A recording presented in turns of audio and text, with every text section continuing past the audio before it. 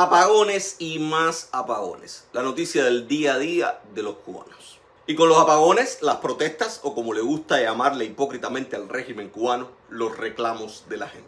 Y digo hipócritamente porque a la par de que en Confilo y las autoridades granmenses señalan la legitimidad de pedir pacíficamente a las autoridades por corriente y comida, sin demagogia, solo con la autoridad moral que brindan la verdad y la coherencia, los secretarios del partido y los titulares del gobierno en cada provincia y municipio han ido a conversar con aquellos que legítimamente protestan ante una situación muy difícil. Porque hay que distinguir entre aquellos que solo quieren violencia y fuego para impulsar su agenda política y aquellos que, empujados por la impotencia y la escasez, no ven otro camino que alzar la voz.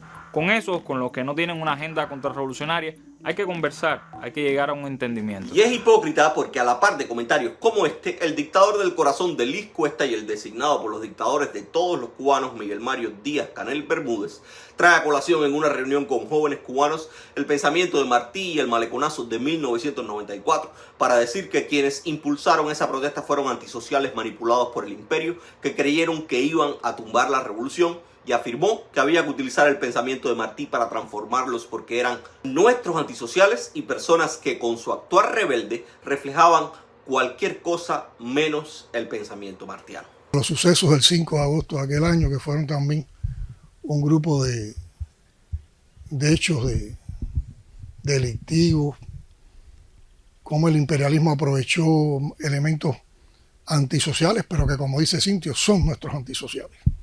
Son a los que tenemos que transformar. A personas que, por supuesto, están muy lejos, lamentablemente, del pensamiento de Martí. Por eso tenemos que acudir a Martí para transformar esas realidades. Y se hizo toda una protesta y muchos creyeron que esa protesta iba a tumbar la revolución. Pero tiene que ver mucho con los tiempos que estamos viviendo.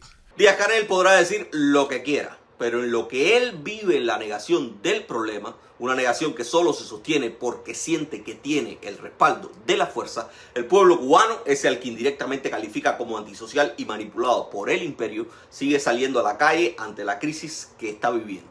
Ayer le volvió a tocar a Granma, que sigue encendido. En esta oportunidad fue en Santa Rita, Jiguaní. Y como hemos dicho, la gente ya no solo pide corriente, comienza a pedir también libertad, aunque esos gritos terminen ahogados con la necesidad básica inmediata de la gente: corriente y comida.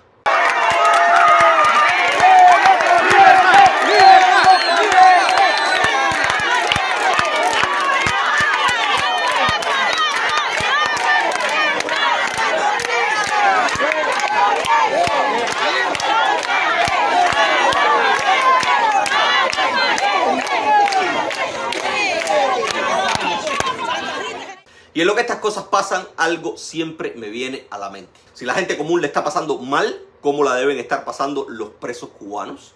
Especialmente los centenares que todavía hoy sufren prisión por haber salido a protestar también en contra del régimen comunista, o los que han dedicado su vida a defender su dignidad y su derecho de oponerse al castrismo. La cárcel de por sí es oscura, mucho más oscura si se sufre por una injusticia. Pero ¿se imaginan cómo se viven los apagones en las prisiones? ¿Se imaginan lo que se come en una prisión cubana? ¿Se imaginan a qué servicios médicos tienen acceso los presos cubanos? Todas esas interrogantes me vienen a la mente cuando leo o veo reportes como el publicado por Cubalex en el día de ayer y que es relativo al estado de salud del preso político y de conciencia Félix Navarro. Desde la prisión de Ahuica en Matanzas, el líder del Partido por la Democracia, Pedro Luis Boitel, ha reportado que sospecha que pudo haber sido expuesto de manera intencional a un virus mientras estuvo recluido varios días en la enfermería del penal sin que mediara una justificación o explicación médica. Cubalex advirtió que la salud de Navarro, de 72 años, se deteriora en condiciones inhumanas de reclusión, sin acceso a atención médica adecuada y sometido a un hostigamiento constante debido a su activismo pacífico. Asimismo informó que el martes 27 de mayo su esposa y activista Sonia Álvarez Campillo fue sitiada en su vivienda por agentes de la seguridad del Estado luego de anunciar su intención de trasladarse a la prisión para intentar verlo. En este contexto, la organización de asesoría legal Cubalex alertó sobre el riesgo inminente para la vida de Félix Navarro y exhortó a la comunidad internacional, a las organizaciones de derechos humanos y a la ciudadanía a exigir su liberación inmediata e incondicional. Nosotros nos hacemos eco de ese pedido y exigimos libertad incondicional no solo para Félix, sino también para todos los presos políticos cubanos.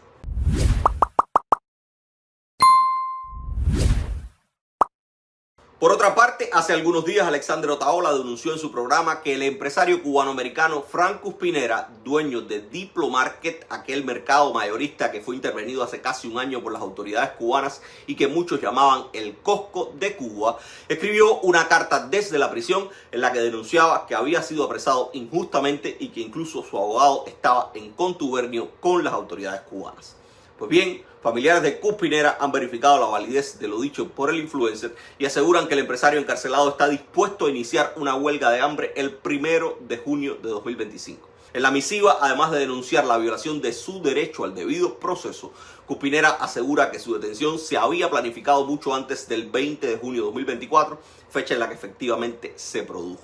Por aquellos días, la página de Facebook La Tijera afirmó que al supermercado situado en el kilómetro 8,5 de la carretera Monumental en el barrio de Berroa, a más de 10 kilómetros al este del centro de la capital, había llegado un operativo de la Seguridad del Estado y 2 guaguas con auditores de Gaesa, el conglomerado de las Fuerzas Armadas, dueño del terreno donde estaba el establecimiento.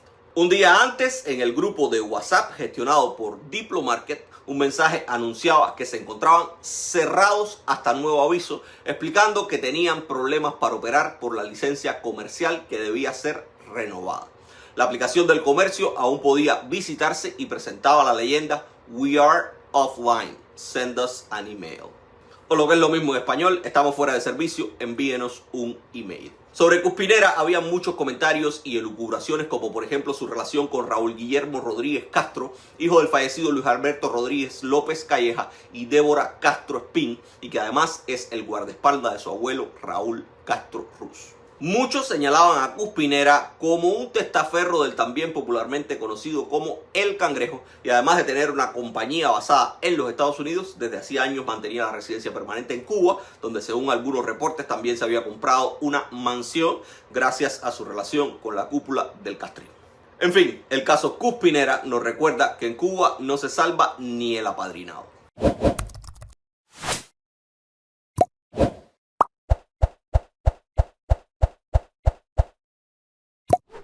Por último, el presidente Donald Trump sigue chocando con las cortes estadounidenses. En las últimas horas, 2 decisiones de jueces federales ponen en pausa políticas claves para la administración republicana.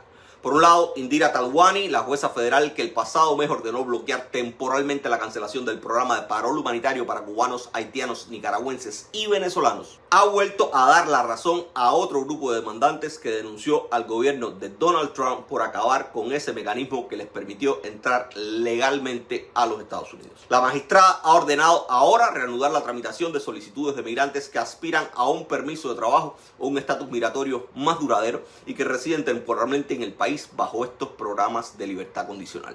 En esta ocasión la medida abarca también a los programas de protección para afganos y ucranianos Uniting for Ukraine y Operation Allies Welcome. Y en otra decisión que sin duda la administración seguirá peleando, el Tribunal de Comercio Internacional de los Estados Unidos, el órgano jurisdiccional especializado con competencias en materia de comercio, declaró este miércoles ilegales los aranceles generalizados a las importaciones impuestos por Trump en virtud de una ley que le concede poderes de emergencia. En la práctica, la decisión suspende lo que muchos medios han denominado una guerra comercial generalizada. Y digo suspende porque, como ya les anuncié, el gobierno de Trump ya ha notificado que recurrirá a la sentencia dictada por un tribunal de 3 jueces. En principio, el recurso deberá presentarse ante un tribunal federal de apelaciones, pero el caso puede acabar llegando hasta la Corte Suprema. La Corte Suprema de los Estados Unidos, al parecer, terminará siendo la institución del país que primero se pronuncie con relación a temas medulares de Trump, como la inmigración y el comercio, y que para que sean duraderos deberían ser impulsados y debatidos desde el Congreso de los Estados Unidos, que está controlado en ambas cámaras por el partido del presidente, el republicano. Pero antes que se produzcan pronunciamientos congresionales que toman tiempos y consensos, el presidente puede que continúe apelando a su capacidad ejecutiva de dictar decretos para intentar impulsar sin dilaciones sus intereses. Y eso lo único que garantiza es un mayor enfrentamiento con el Poder Judicial, que ante la inexistencia de leyes que amparen al presidente en sus intenciones, pudiera seguir fallando en su contra y la administración tendría que recorrer todo el camino hasta la Corte Suprema para imponerse. Nosotros le seguiremos informando y nos vemos al rato.